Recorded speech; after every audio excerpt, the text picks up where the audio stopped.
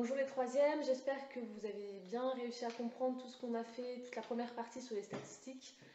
Voilà, avant de passer aux exercices brevets, on va parler un petit peu du tableur. Voilà, il faut savoir que sur le tableur, il y a des raccourcis pour calculer des médianes, pour calculer des moyennes, calculer des sommes. Donc on va voir trois formules aujourd'hui.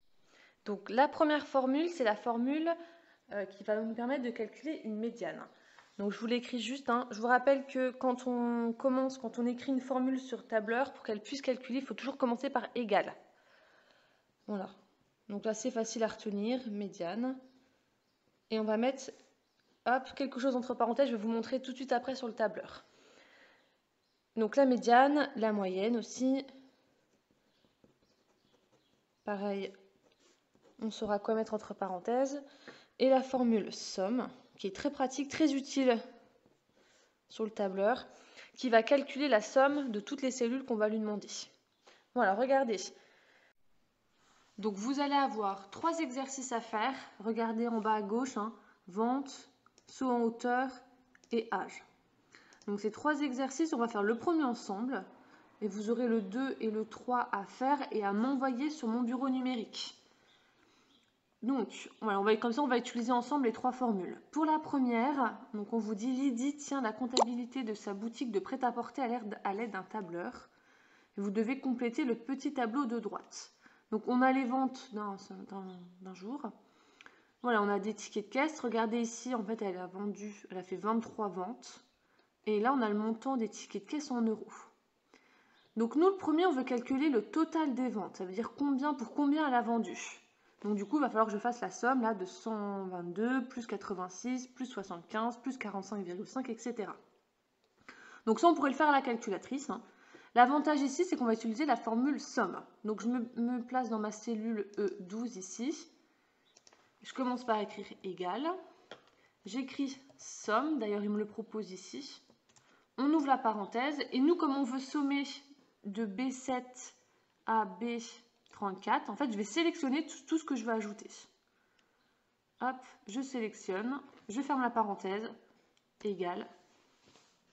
Voilà, donc par exemple ici, elle a vendu, Lydie, pour le samedi, là, 1628,8, donc 80 €. L'avantage avec cette formule, c'est qu'admettons, je me trompe, le ticket de caisse numéro 1, là, je me suis trompée, c'était pas 122 €, c'était 95 €. Moi, j'ai juste à remplacer le 122 par 95. Et vous voyez que la somme, ça se fait automatiquement. Voilà, donc je remets 122. Hop. Alors, le ticket moyen, là, pareil, je veux calculer la moyenne de tous ces nombres-là. Donc, si j'avais pas de calculette, si c'était sur papier, il faudrait que j'ajoute tout ça et que je divise par le nombre de tickets, donc par 28. Mais là, vous allez voir qu'Excel, il le fait tout seul. On a juste à mettre égal, moyenne. On ouvre la parenthèse. Et pareil, on va sélectionner tous les nombres. Comme tout à l'heure, en fait. Hop, fermez la parenthèse, entrée. Voilà, le ticket moyen, l'a vendu à peu près, le ticket moyen, c'est 58 €. Et la médiane, je pense que vous avez compris, ça marche exactement pareil. Égal, médiane, on ouvre la parenthèse, on resélectionne toute notre plage ici. On ferme la parenthèse et on met entrée.